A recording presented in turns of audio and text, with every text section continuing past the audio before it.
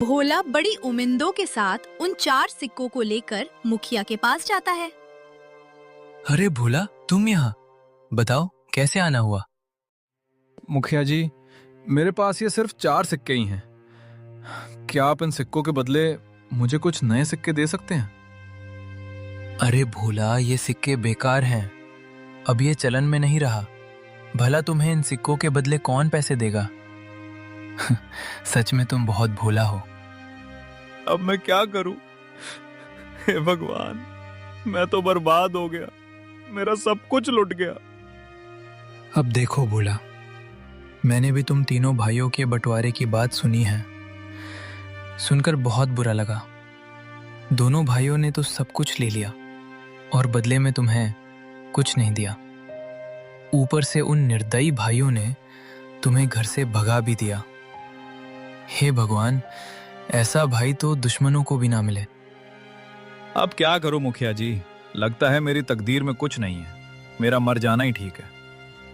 तुम्हारी दुख मुझे देखा नहीं जाता भोला। पता नहीं क्यों, वैसे तो मैं किसी के ऊपर दया नहीं करता, फिर भी तुम्हारा दुख देखकर मेरे जैसे कठोर दिल भी आज पिघल गया। एक काम करो भोला, कल से तुम और तुम्हारी पत्नी मेरे खेतों पर काम करो। मैं जितना मजदूरी दूसरे मजदूरों को देता हूं, उससे ज्यादा मजदूरी मैं तुम दोनों को दूंगा। वैसे भी तुम्हारे पास अभी कोई काम नहीं है।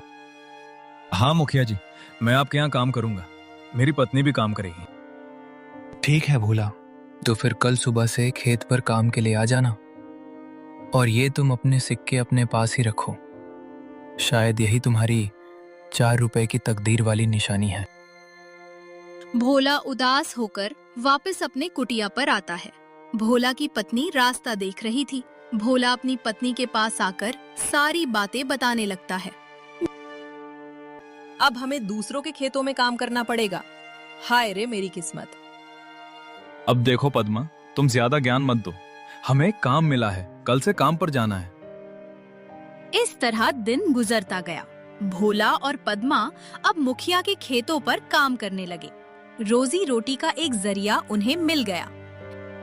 खेतों पर फसल लहलहाने लगी। अरे भैया, इस साल तो हमारा फसल बहुत अच्छा हुआ है। हाँ भाई, इस साल तो बहुत ज्यादा फसल हुआ है। इस साल बहुत आमदनी होगा। अब चलो भैया, अब घर चलते हैं, कल सुबह फिर आएंगे। अरे पद्मा देखो, सुबह से दोपहर हो गया है, खाने का वक्त आ गया है। चलो कुछ खा लेते हैं। वैसे आज खाने में क्या है? घर में जो भी थी रूखी सूखी सब ले आई हूँ, जाकर ठूसो। थके हारे भोला और पद्मा दोनों खेत के एक किनारे में बैठकर खाना खाने लगते हैं। अरे पद्मा, क्या हुआ? तुम अचानक खाना क्यों बंद कर दी? नहीं नहीं, कुछ नहीं। मैं तो बस ऐसे ही कुछ सोच रही थी। क्यों पद्मा, क्या हुआ? बताओ भी। देखो ना, हम कितना काम करते हैं सुबह से लेकर शाम तक। ऐसा कब तक चलेगा? क्या तुम्हें नहीं लगता कि हमारा कोई संतान भी हो जो बुढ़ापे में हमारा सहारा हो?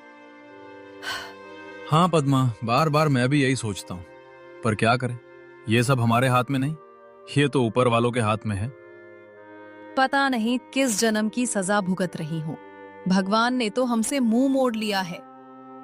बेघर होकर हम भटक रहे हैं। हमारे भाग्य में कुछ नहीं, न कोई संतान, न कोई जमीन जायदाद। हाँ पद्मा, अब तो भगवान पर भी भरोसा उठने लगा है। भोला और पद्मा दोनों बातें कर ही रहे थे कि तभी वहां अचानक एक चिड़िया आकर बैठ जाती है।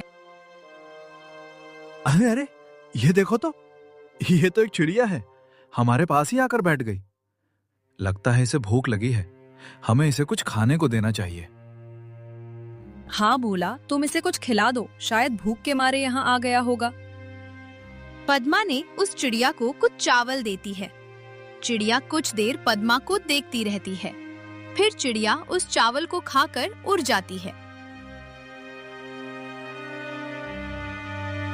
अब चलो पद्मा, घर चलते हैं, शाम भी